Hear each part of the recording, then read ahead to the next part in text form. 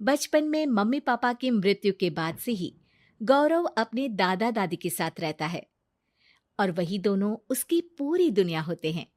उनके सारे सपने पूरे करते हुए जॉब लगते ही गौरव मीनू से शादी कर लेता है। मीनू, मेरा ख्याल रखो ना रखो, पर प्लीज मेरे दादा दादी का बहुत अच्छे से ध्यान रखना। तुम्हें कुछ कहने की जरूरत नहीं है, अब वो मेरा भी परिवार है। इसके साथ वो दोनों मिलकर घर और चारों मिलकर एक दूसरे की खुशियां संभालने लगते हैं। देखते ही देखते महीने बीत जाते हैं और फरवरी शुरू हो जाता है, जिसके आते ही सोशल मीडिया पर वैलेंटाइन की बातें शुरू हो जाती है। और इसको देखकर दादी गौरव और मीनू को वैलेंटाइन पर घूमने जाने के लिए कहती हैं। अरे ओ गौरव, तू मीनू को लेकर कहीं घूमने क्यों नहीं जाता? अरे नहीं दादी, हमें कहीं नहीं जाना। अरे पगला गया है क्या? यही उम्र है घूमने की। वैलेंटाइन आ रहा है, जाओ दोनों कहीं छुट्टी मना कर आओ। दादी की बात पर दोनों पति पत्नी हैरानी से उन्हें देखने लगते हैं। दादी, आपको वैलेंटाइन के बारे में कैसे पता? मुझे क्या पागल समझा है? अरे मैंने सोशल मीडिया पर सब देखा है। ये प्यार करने वालों का दिन होता है ना। दादी, तुम्हें इंटरनेट सिखाना हमें ही परेशान करेगा, सोचा नहीं था। अरे तो वो गलत क्या बोल रही है? हमेशा तुम दोनों हमारे पास रहकर सेवा में लगे रहते हो। ना शादी के बाद कहीं घूमने गए और ना ही अब जाने के लिए तैयार हो। अरे अपनी पूरी जिंदगी में तुम्हारे दादा ने पहली बार कोई अक्लमंदी की बात की है, उसे तो मान लो बच्चों। दादी, आप क्यों बेचारे दादू की टांग खिंचाई करती रहती हो? अरे वो हमारा मैटर है, तुम ये बताओ जा रहे हो या नहीं? दादी, हमें आपके साथ रहने में ही खुशी मिलती है। अरे तो हम कौन सा छोड़कर जाने के लिए बोल रहे हैं? बस घूमने जाओ और वापस आओ बच्चों। इस पर हंसकर दादा की बात टालते हुए मीनू और गौरव वहां से चले जाते हैं। लेकिन दादी अगली सुबह एक बार फिर दोनों को टोकती है। अरे क्यों रे चंपू, कहाँ घूमने जाएगा, कुछ सोचा क्या? दादी, वैलेंटाइन दूर है। ऐसा बोलकर गौरव घर से बाहर और मीनू रसोई में चली जाती है। ये बात बताकर गया है या तुम्हें धमका कर? तुम भी ना ज्यादा मजे मत लो और चुपचाप मेरे सिर में तेल लगाओ। जी मोहतरमा, जब से शादी हुई है चुप ही तो हूँ। दादा दादी की ये प्यार भरी नोकझोंक सुन के रसोई के दरवाजे पर खड़ी मीनू हंसने लगती है, जिसे देख दादा दादी भी हंसने लगते हैं। वैसे आप दोनों ने मुझे कभी अपनी लव स्टोरी नहीं सुनाई। अब क्या बताए बेटा, जिस दिन तुम्हारी दादी से मिले बस उसी दिन से हमारा तेल निकल गया। देखो वही तो इनके सिर में लगा रहा हूँ।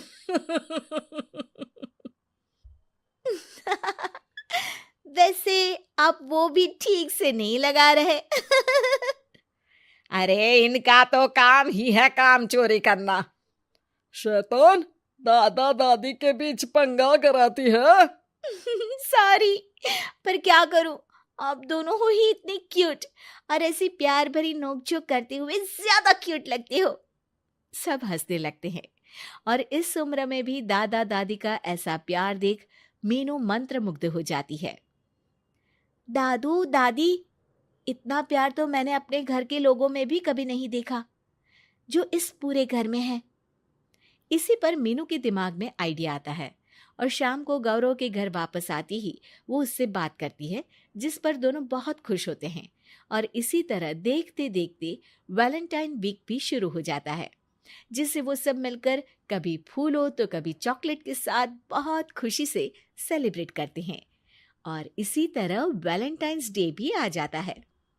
अरे अब तो वैलेंटाइन भी आ गया, बता दो कहीं जा भी रहे हो या नहीं?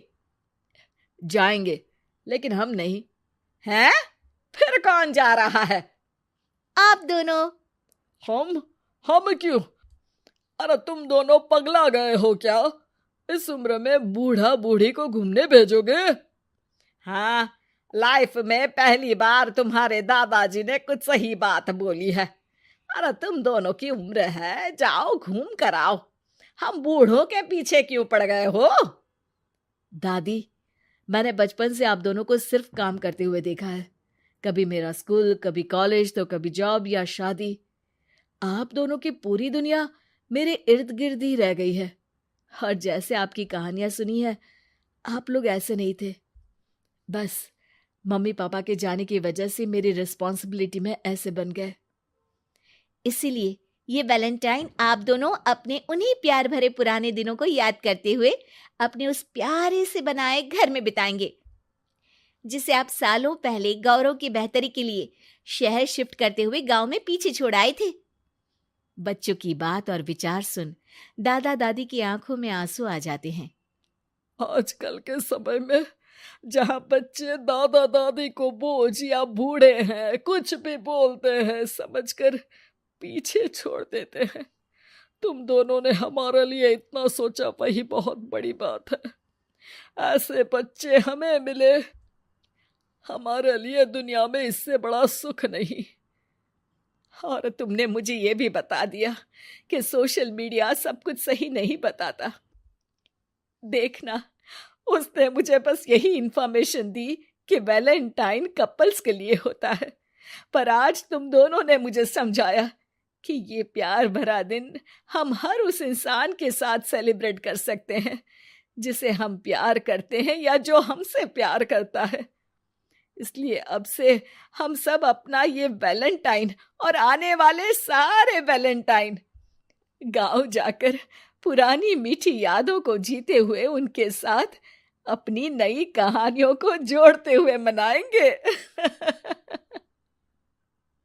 दिल्ली की रानी एक थी रानी। क्योंकि राजा की मौत एक हादसे में हो गई थी, रानी को ही राज्य संभालना पड़ रहा था। रानी का नाम था रानी रश्मिवती। रानी ईमानदार थी और प्रजा की सेवा में लगी रहती थी। एक दिन उसके दरबार में 3 नौजवान आए, रमेश, सुरेश और दिनेश। कहो, क्या सहायता कर सकती हूं मैं तुम्हारी? हम आपके दरबार में काम करना चाहते हैं ताकि जनता की सेवा कर सके। लेकिन अभी तो तुम्हारी उम्र बहुत छोटी है। तुम लोगों को तो अभी अपनी पढ़ाई पर ध्यान देना चाहिए। हमारा मन पढ़ाई में नहीं लगता। माता पिता को लगता है कि हम किसी के लायक नहीं हैं और हम साबित करना चाहते हैं कि हम लायक हैं। उत्साह बहुत अच्छा है, मगर अभी उम्र कच्ची है तुम लोगों की। अरे उम्र से क्या होता है रानी जी? शास्त्रों में लिखा है कभी किसी के ज्ञान को उसकी उम्र के आधार पर नहीं देखना चाहिए। बात तो सही है तुम्हारी। और अगर सच में तुम अगर ये संकल्प करके आए हो कि तुमको यहाँ काम करना है, तो पहले परीक्षा देनी पड़ेगी। 3 परीक्षा, एक शारीरिक परीक्षा, एक बुद्धि की परीक्षा और एक देशभक्ति की परीक्षा। और ये क्या है? वो मंत्री महोदय तुम्हें समझा देंगे। हमारे पास समय नहीं है। अगर तुम लोग तैयार हो तो बताओ। हाँ, हम तैयार है किसी भी परीक्षा के लिए। मैं भी तैयार हूँ कुछ भी कर गुजरने के लिए। तो ठीक है मंत्री जी, आप इन तीनों की परीक्षा कल से ही शुरू कर दीजिए। जो आ गया रानी साहिबा। अगले दिन से ही तीनों की परीक्षा शुरू हो जाती है। पहले शारीरिक परीक्षा, यानी किस में कितना है दम, ये देखेंगे हम। क्योंकि शरीर में दम होगा तभी तो प्रजा की सेवा में दम लगा पाओगे। हमें क्या करना होगा? वो पेड़ दिख रहा है, जो सबसे पहले चढ़ेगा उस पे दरबार में नौकरी पाने के अवसर उसी के बढ़ जाएंगे। मैं चढ़ता हूँ। अरे रुको रुको, गिनती गिनने दो। 1, 2, 3। 3 की गिनती के बाद रमेश और सुरेश भागकर पेड़ के पास गए, मगर दिनेश आराम से पेड़ के पास गया। जैसे ही रमेश और सुरेश आधे पेड़ तक चढ़ गए, दिनेश ने उन दोनों की टांग पकड़ के उन्हें नीचे गिरा दिया और खुद पेड़ पर चढ़ गया। दिनेश की जीत हुई। अरे लेकिन इसने बेईमानी की। बेईमानी नहीं की, बुद्धि लगाई। शरीर के दम के साथ दिमाग में भी दम होना चाहिए। क्यों मंत्री जी? हाँ हाँ, बात तो तुम्हारी सही है, लेकिन बात अगर बुद्धि की है तो बुद्धि की असली परीक्षा हम कल लेंगे। शाम को जाकर मंत्री रानी को सब बता देते हैं। यानी दिनेश उन सब में ज्यादा होशियार है। जी रानी साहबा। अगले दिन तीनों की बौद्धिक परीक्षा का समय होता है। आज हमें क्या करना है मंत्री जी? थोड़ा सब्र करो, कल जल्दबाजी में ही हारे थे तुम। सही कह रहे हैं मंत्री जी। अरे तू क्यों ज्यादा बोल रहा है? तू भी तो हारा था ना कल। ए दिनेश, ज्यादा होशियार मत बन। अरे अरे अरे, लड़ो मत। आज की परीक्षा पर ध्यान दो। आज की बौद्धिक परीक्षा में ये कुछ बोरे हैं, कुछ में नमक है और कुछ में रुई। जिसको जो ले जाना है उठा लो। देखते हैं कि कौन जल्दी से कोई भी एक बोरा नदी के उस पार लेकर जाता है। समय शुरू होता है अब। तीनों बोरों की तरफ बढ़ते हैं। सुरेश, नमक की बोरी भारी है, ले जाने में मुश्किल होगी। हाँ हाँ, सही कह रहा है, रुई हल्की है, हम दोनों रुई लेकर चलते हैं। अरे भाई, मैं तो नमक लेकर जाऊंगा। रमेश और सुरेश ये सोचकर हंसते हैं कि आज तो दिनेश हार ही जाएगा। दौड़ शुरू होती है। 1 2 3। तीनों नदी की तरफ भागते हैं। रुई में वजन कम होने के कारण रमेश और सुरेश आगे निकल जाते हैं और दिनेश थोड़ा पीछे। पर जैसे ही वो सब नदी में जाते हैं, दिनेश की बोरी का नमक गलने लगता है और वजन कम हो जाता है, जबकि रमेश और सुरेश की रुई में पानी भर जाता है और बोरी का वजन बढ़ जाता है। अरे ये इतनी भारी क्यों हो गई रमेश? अरे मुझे क्या पता, शायद जादुई बोरी है। अरे लगता है कि हम बेवकूफ बन गए। बने नहीं हो, तुम हो ही बेवकूफ। इतना तो पता होना चाहिए कि पानी में नमक गल जाएगा। दिनेश का पूरा नमक गल जाता है और बोरी खाली हो जाती है। वो जल्दी से रेस पूरी कर लेता है। इस परीक्षा के विजेता भी दिनेश ही हैं। उसने दिमाग लगाकर दिखा दिया कि वो बौद्धिक परीक्षा में भी रमेश और सुरेश से आगे है। अब कल तुम्हारी देशभक्ति की परीक्षा होगी, जो स्वयं रानी मां लेंगी। रात को फिर मंत्री रानी के पास जाकर बता देते हैं कि आज की परीक्षा में कैसे दिनेश ने अक्लमंदी दिखाई और बौद्धिक परीक्षा में भी उसी की जीत हुई। अरे वाह, दिनेश तो हमारे बहुत काम आ सकता है। हम उत्साहित हैं कल की परीक्षा के लिए। वो तो ठीक है रानी साहिबा, लेकिन हमने सुना है कि पड़ोसी राज्य का राजा आकाशदीप हमारे राज्य की सीमा में घुसपैठ कर रहा है। ये तो चिंता की बात है, हमें जल्द ही कुछ करना चाहिए। अगले दिन रमेश, सुरेश और दिनेश अपनी आखिरी देशभक्ति की परीक्षा के लिए दरबार में आते हैं। प्रणाम रानी साहिबा। नमस्कार रानी जी। प्रणाम रानी माँ। हमने तुम्हारी परीक्षा पर गौर किया। दिनेश आगे हैं। हम तुम तीनों में से किसी दो को ही दरबार में काम दे सकते हैं।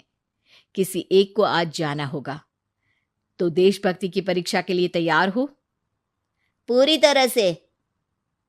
मैं तीनों से एक ही सवाल करूंगी।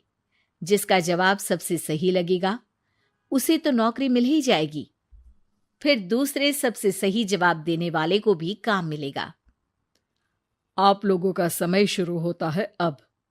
ज्यादा सोचने का समय नहीं होगा। जो मन में पहली बात आए उसका जवाब दे। तो सवाल ये है कि तुम इस मिट्टी के लिए क्या कर सकते हो? मैं इस मिट्टी को साफ रखूंगा। यहाँ के लोगों के भोजन की कमी को मैं पूरी करूंगा।